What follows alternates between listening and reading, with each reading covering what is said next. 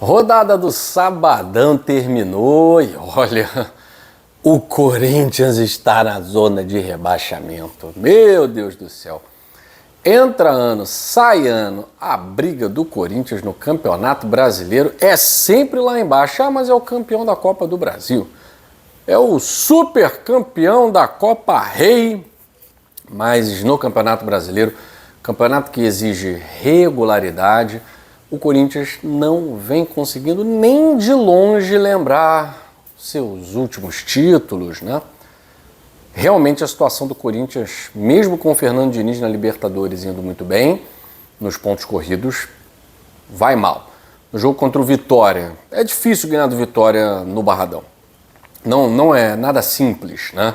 O time do Jair Ventura teve oportunidades para vencer, ficou no 0-0 com o Corinthians. O Fernando Diniz também, é claro, o time do Corinthians teve oportunidade para vencer, mas a falta de repertório chama muita atenção. Libertadores da América, eu sempre falo isso aqui, Libertadores da América é um torneio muito mais simples de se jogar do que o Campeonato Brasileiro. Porque o Campeonato Brasileiro você tem ali 13 pedreiras, 12, 13 pedreiras. Os times que estão na zona de rebaixamento muitas vezes fazem frente a você, mesmo estando ali. Ah, o time está lá em primeiro lugar. Eu tenho uma lista de jogos de times que estão na liderança brigando por título, perdendo pontos para times da zona de rebaixamento. Isso acontece com muita frequência no Campeonato Brasileiro.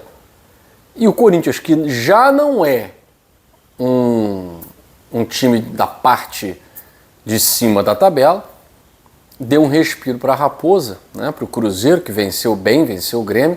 Cruzeiro, com 13 pontos, sai da zona de rebaixamento e joga o Corinthians com 12 pontos. E lembrando, o Corinthians já jogou.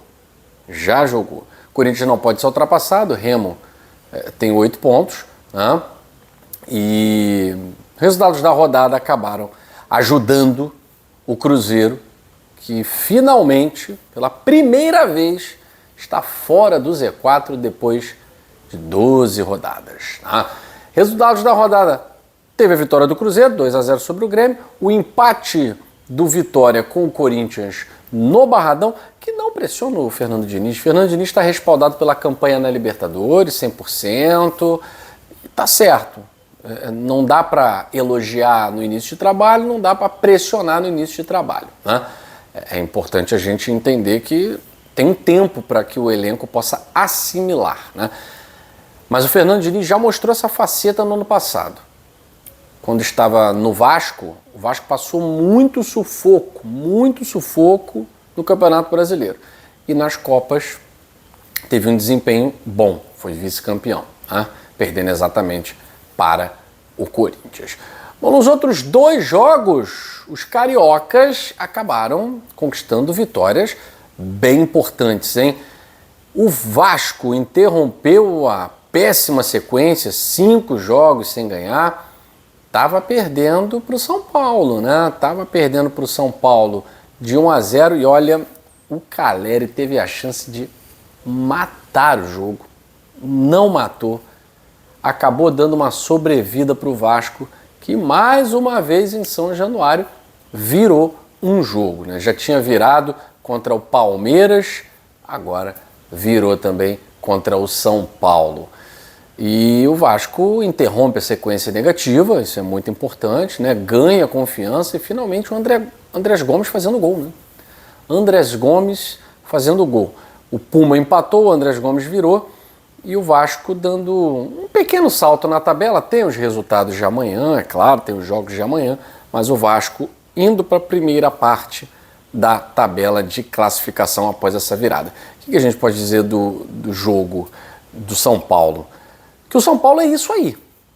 O São Paulo é esse time que vai vencer alguns jogos em casa, no Morumbi, e a tendência é que perca os jogos fora, porque não é um time para brigar por título.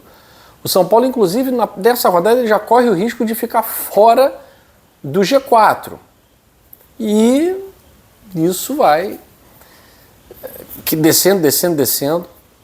Isso tem nada a ver com o trabalho do Crespo, não tem nada a ver com o trabalho do Roger Machado, tem a ver com o time de São Paulo. O time que o São Paulo montou não é um time para brigar por título brasileiro, nunca foi. O torcedor não pode se iludir, não é um time para brigar por título brasileiro. É um time que vai perder pro Vitória no Barradão, é um time que vai perder pro Vasco. Isso vai acontecer. E é um time que pode chegar e vencer o próximo jogo no Morumbi. Então, esse time de São Paulo é time para, no máximo, brigar por Libertadores. No máximo, tá? Essa derrota para o Vasco, ela mostra que é um time frágil fora de casa.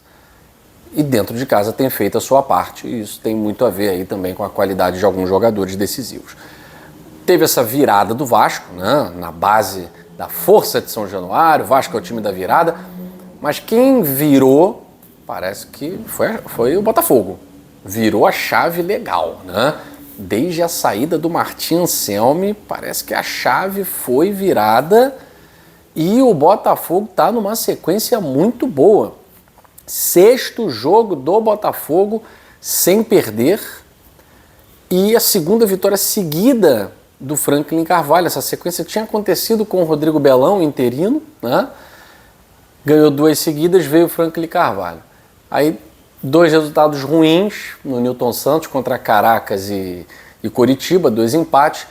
E aí veio a vitória fantástica sobre o Racing, na Argentina.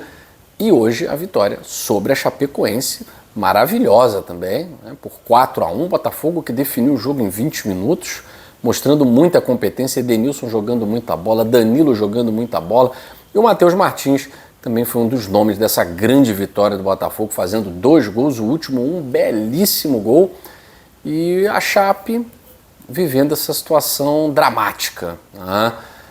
Realmente a tendência é o retorno à Série B. A Chape, é claro, vai brigar, vai lutar, tem a segunda janela, pode ser que melhore, né? Mas com os recursos que tem é difícil também ter uma melhora significativa. O Botafogo dá um salto na tabela, está na 7ª colocação agora e volta a jogar com a Chape, só que dessa vez pela Copa do Brasil. Terça-feira tem Botafogo e Chapecoense, dessa vez no estádio Newton Santos. O Botafogo vai para uma sequência de 5 jogos em casa, pelo menos como mandante, né? São 4 no Newton Santos e o do próximo sábado contra o Internacional no Mané Garrincha. Então o Botafogo pode chegar aí violento nessa próxima sequência. Tem Chapecoense pela Copa do Brasil, Inter pelo Brasileirão em Brasília, já quase esgotado. E aí vem Independente Petroleiro pela Sul-Americana, pega o Remo no Newton Santos pelo Brasileirão, fechando contra o Racing, também pela Sul-Americana no Newton Santos. E aí, dá para levar fé nesse Botafogo com o Franklin Carvalho? A gente fica por aqui nesse sabadão e amanhã tem mais 2 toques à Casa do Futebol.